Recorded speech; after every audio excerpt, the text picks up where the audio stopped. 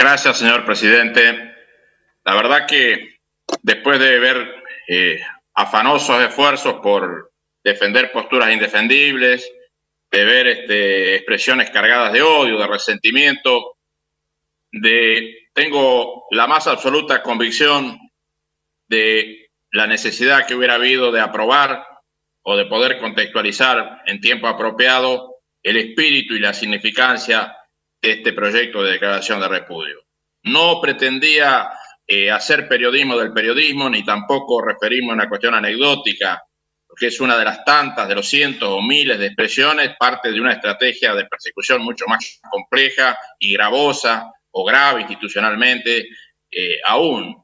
Pero sí simbolizaba, por la forma en que se expresaba y por las numerosas citas agraviantes del columnista Sergio Supo, Diario de la Nación, 27 de septiembre próximo pasado, la necesidad de que este cuerpo fije una posición política al respecto.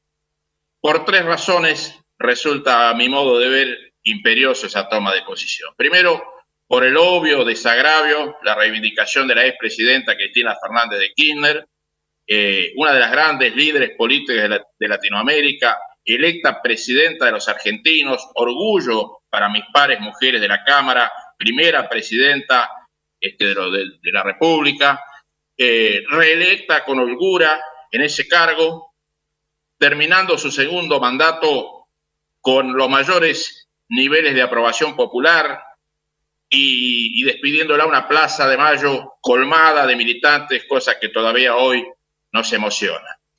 Y tras 4 años de oscuridad nuevamente en la historia de gobiernos neoliberales, versiones remozadas, pero yo diría no exentas de un salvajismo mayor aún que los anteriores, en algún aspecto al menos, reelecta, investida por la ciudadanía como vicepresidenta de los argentinos.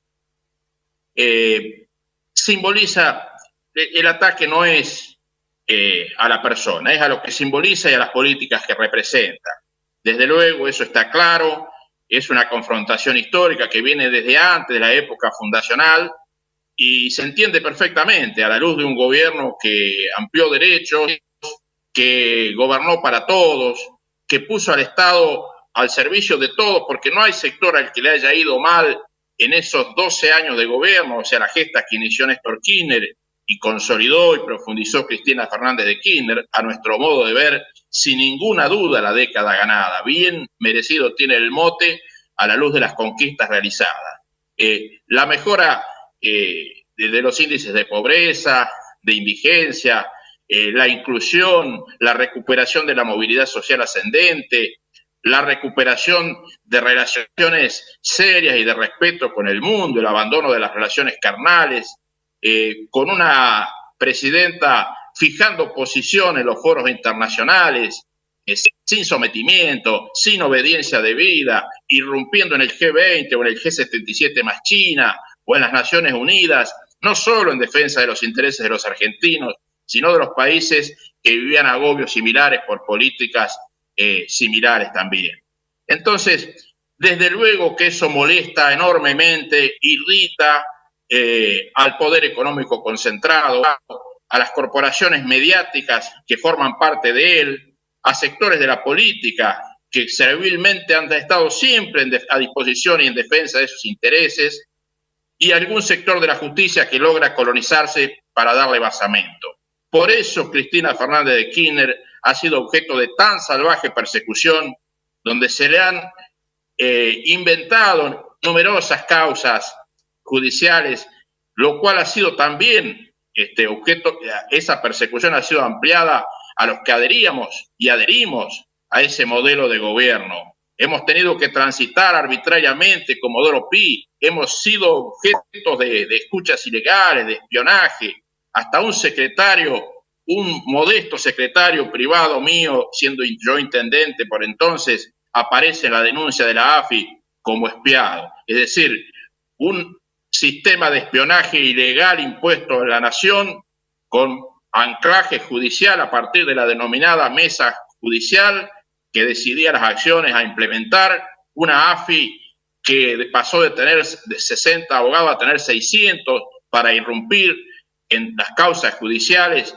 y determinar y forzar resultados, una dependencia absoluta de los designios políticos del poder transnacional, una actitud cobarde, servil, desnaturalizando la función del periodista, de las corporaciones mediáticas que hicieron el trabajo de la gota que horada la piedra para sembrar conciencia y sembrar odio. Y lamentablemente lo han logrado, pero más lamentable es que haya sido permeable un sector de la dirigencia, cosa que confirman expresiones de las voces que me han precedido en esta Cámara. Yo no tengo duda que merece una toma de posición política. No es la cuestión de la columna de Sergio Supo, es lo que ella representa, y en esa toma de posición, en esa voz de condena, tienen que estar todas las acciones similares y aún más graves que se han dado y se siguen dando en el día de hoy. Cristina Fernández soportó 7 indagatorias en un mismo día. Hemos tenido jueces y fiscales que han estado al servicio de la persecución política. Hemos asistido impávidos al invento de la doctrina Irurzun, donde se ponía presos, se encarcelaba a compañeros y compañeras antes de tener condena. Un hecho inédito, insólito, no pasaba desde la dictadura, a pesar de que hay un hilo histórico, desde luego, en estos episodios de confrontación de intereses. Entonces, señor presidente, me parece que era importante pronunciarnos, porque no basta con recitados agradables al oído de quien escucha. No basta con el afanoso intento que por momentos me preocupa, porque hay prolongados esfuerzos de los músculos oculares para leer cosas que se exprime al Google y se intenta fijar posición desde ese lugar. Y la verdad, se construye desde otro lugar. La política tiene que estar al servicio de la sociedad, al servicio de la gente. El Estado tiene que tener una función de equilibrar los intereses de los poderosos y los débiles. Por eso es odiada y perseguida Cristina Fernández de Kirchner, porque puso el Estado al servicio de los que tienen necesidades y no tienen voz, como lo había hecho Néstor precedentemente. No se le perdona eso, como no se le perdonó históricamente a otros gobiernos. Acá hasta se puede trascender los límites partidarios. El tiempo, diputado, por favor. Se pudiera debatir en algún momento con representantes de otras expresiones, porque algún atisbo del radicalismo histórico quedará para decir qué piensan de estas cosas. ¿O se olvidarán acaso de que Irigoyen, cuando lo destituyeron, también se hablaba de un caudillejo corrupto y no sé cuántas afirmaciones más de parte de los medios dominantes? Hasta San Martín fue criticado cuando murió por la prensa dominante. Pero cuando vuelvo al ejemplo de Irigoyen, cuando marchaban las columnas militares, se sumaban civiles, apellidos, nada para el asombro, nada nuevo bajo el sol, Fresco, Pinedo, se sumaban a las columnas de Justo y de Uriburu para destituir, para arrebatarle el poder que se le había otorgado en las urnas. Y de ahí para adelante, un ciclo histórico que desde luego todos conocemos y lamentamos, los que tenemos realmente vocación democrática, que no hacemos discursos recitados, que tenemos convicciones al respecto, que nos hemos formado y nos hemos acuñado en el barro de la política, porque la política se gesta, la genuina política no se encuentra en Google, se amasa en el barro de la realidad y se nutre de la verdad, de valores, se humaniza, se pone al servicio de la gente, se hace de carne y hueso, si ustedes me permiten, señor presidente. Por eso digo que no voy a rebatir expresiones. Diputado Conocelli, el tiempo, por favor. Sí, señor presidente, ya redondeo.